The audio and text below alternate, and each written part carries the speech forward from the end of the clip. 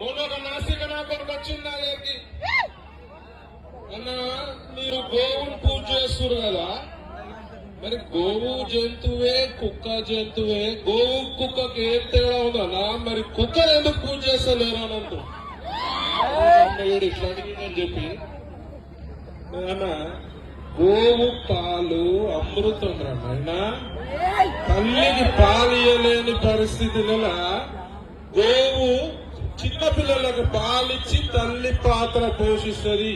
మా ముక్కోటి దేవతలంతా కూడా గోమాతలు ఉన్నాను. లేదన్నా నాకు సాటిస్ఫై ఇస్తలేదు, నాకు తృప్తి అయితలేదు అని చెప్పి, సరే నా కొడుక చీకోటి ప్రవీణ్ స్టైల్ ఇస్తాయి నా కొడుకు అని చెప్పి,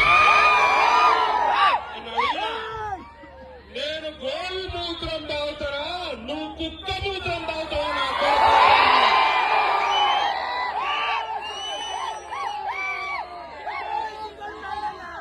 నేను గోపెండతోటి నా ఇల్లు అలుగుతా, నువ్వు కుక్క దాంతో అలుగుతావు.